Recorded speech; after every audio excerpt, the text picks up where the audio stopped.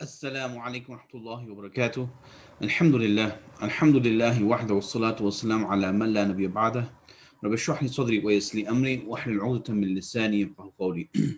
So inshallah, today's verse is in Surah Baqarah, Surah number 2, verse number 111 to about 113. أعوذ بالله من الشيطان الرجيم. بسم الله الرحمن الرحيم. وقالوا لن يدخل الجنة إلا من كان هودا أو نصارى تلك أمانيهم قل هاتوا برهانكم إن كنتم صادقين.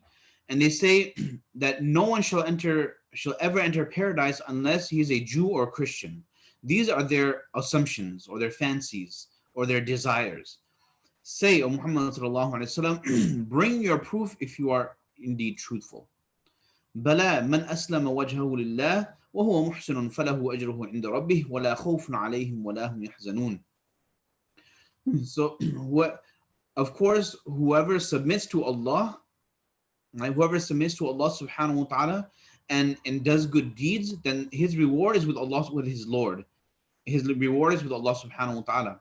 And there should be no fear for such men, nor shall they grieve. وقالت اليهود ليست النصارى على شيء وقالت النصارى ليست اليهود على شيء وهم يتلون الكتاب كذلك قال الذين لا يعلمون مثل قولهم فالله يحكم بينهم يوم القيامة فيما كانوا فيه يختلفون. The Jews say that the Christians stand on nothing, and the Christians say that the Jews stand on nothing, and they both read the book. Similarly, those who do not know say as the Jews and Christians do. So Allah subhanahu wa ta'ala will judge between them on the day of judgment in whatever is that they dispute. So the Sabab Nuzul, or the background story for this, is that one day a group of Christians from Najran, they came to the Prophet sallallahu alaihi wasallam and decided to interview the Prophet sallallahu alaihi wasallam. Now there'll be other verses that kind of go to more of the detail of their discussion, but this one, what happened in this particular incident, is that they started interviewing the Prophet sallallahu alaihi wasallam. When the Jews of Medina found out, they sent a delegation of their learned people. Now they came and then they started debating with the Jews and Christians. The Jews started debating with the Christians. So instead of talking with the Prophet sallallahu alaihi wasallam, they started having a debate amongst each other. And this debate became really heated, and they started basically disavowing or falsifying each other's belief. So this verse came in to kind of weigh in on this subject matter. And Allah subhanahu wa ta'ala is essentially dismissing both parties. Both parties dismissing them because indeed, بَلَا مَنْ أَسْلَمَ وَجْهُ لِلَّهِ, the only thing that matters is those people who submit to Allah subhanahu wa ta'ala. Those who submit to Allah subhanahu wa ta'ala in their respective times. When Musa alayhi salam was the prophet of Allah and there was no other prophet, that was the right religion. But when Isa alayhi salam came, that became, the former became abrogated, and this became the right religion. Now that the Prophet sallallahu alaihi wasallam is here, and each of the scriptures, they give they give you enough ample warnings and discussions about the coming prophets. So they would know, if the Jews knew that Isa Islam was coming, and the Christians and Jews knew of the coming of the Prophet sallallahu alaihi wasallam. So in essence, those people who believe in Allah and Rasul and they perform good deeds. And we live in a time, at that time this verse was referring to them, but even into our today's day and age, it's a very relevant verse. Because we live in a time where the Muslim Ummah is so fragmented. We have so many groups and fringe movements and organizations, and everybody claims to be on the haqq. Everyone claims to be on the right. But indeed, we're all in disillusion. And that's just like Allah subhanahu wa ta'ala is saying, that the Jews and Christians are all disillusioned. We are in disillusion except for those people who believe in Allah and Rasul sallallahu alaihi wasallam, who follow the Quran and Sunnah. وَهُوَ مُحْسِنٌ. This means that there are two types of people. One type of people who don't do any type of rituals, they don't pray, they don't fast, but they say, we have a good heart, and we have a good heart, and Allah will forgive us. So they do a lot. They rely on wishful thinking rather than actions. And on the other hand, you have those people who perform a lot of rituals, but their hearts, they're so susceptible to the evils of the heart. Their hearts are unfortunately, in different places. They're very susceptible to the vices of the heart, and they don't care about these types of evils of the heart. So وَهُوَ مُحْسِنٌ is in between. People who not only do they believe, but they also do actions and deeds. But people who do actions and deeds, but at the same time, they also care about the inner self. So وَهُوَ مُحْسِنٌ, people who are balanced and do good deeds the right way. فَلَهُ أَجْرُهُ عِنْدَ رَبِّهِ, then for them, Allah will reward them, and they have nothing to fear and nothing to grieve about in this world. That is the right path. That's what we're looking for, and that's what we're striving for. So amongst all the groups and organizations and movements that may exist in the ummah today, we're looking for those people who are closest to this definition. And that's who we have to be. You don't have to be, and that's another misconception. You don't have to be part of some group or identify yourself as this and that to be on the haqq. That's just a misconception. These are things that we just kind of added afterwards. This is the criteria.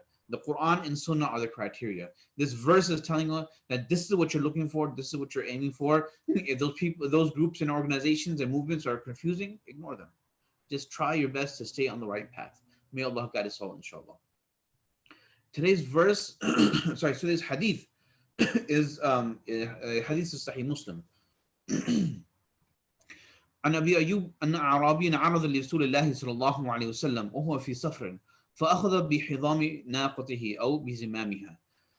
So there was a Bedouin who came. The Prophet ﷺ was traveling, and a Bedouin came and he grabbed the reins of the Prophet ﷺ's camel. ثم قال, then he said, يا رسول الله أخبرني بما يقربني من الجنة ويباعدني من النار. O Muhammad sallallahu alaihi wasallam, or Ya Rasulullah sallallahu alaihi wasallam, you tell me something that will get me closer to Jannah and further away from the fire of hell. قال فكف النبي صلى الله عليه وسلم ثم نظر في أصحابه. So the Prophet sallallahu alaihi wasallam stopped, and then he turned his attention towards the companions, and then he said, لقد وفق أو لقد هدي, that this person has been given the right course of action. This person has been given guidance, meaning Allah put in this person's heart the right question to ask at the right time. Then قال كيف قلت, then the Prophet ﷺ said, repeat yourself. فأعاد, so then he repeated himself in front of the companions now. فقال النبي صلى الله عليه وسلم, then the Prophet ﷺ replied, تعبد الله ولا تشرك به شيئا, worship Allah subhanahu wa ta'ala and don't associate any partners with him. وتقيم الصلاة, and establish your salah. وتؤت الزكاة, and give zakah. وتصل الرحم, and be good with your relatives, be good with your kith and kin. دع الناقة, now leave my camel alone and let me go. And that's the end of the hadith. So in this hadith, the Prophet ﷺ mentioned three of the things, but he didn't mention fasting, he didn't mention hajj, whereas a previous hadith did. And what we take, one thing we had to realize that the Prophet ﷺ, he was an excellent educator. بُعِثْتُ مُعَلِّمًا, the Prophet ﷺ, a group of companions in another hadith, ones that were sitting, one group were reciting, another group was teaching and learning. So the Prophet ﷺ went through all the different groups, but in the end he said, I was sent as an educator. And that's the Prophet ﷺ, really, he was the best educator. He knew what to say and to whom to say it to. So whoever was in front of him, that's how he would reply. And that's how you can tell of a very wise and a very knowledgeable teacher, a skilled teacher, someone who really has a lot of experience, just like the Prophet ﷺ, that they know what to say. It's not that every time someone asks a question, you bring in the whole thing from beginning, from A to Z, you mention everything. That's not what is considered intelligent. Intelligence is you give the people what they actually need at that time, what they can actually retain. And at that moment in time, that was the right thing to say. Because he understood, by the way the person was and who was in front, that this is something that was more important. Everybody knows about Hajj. Hajj was already something important amongst the Sahaba. Fasting was also important, but you're praying your salah, giving zakat, these things are easily neglected.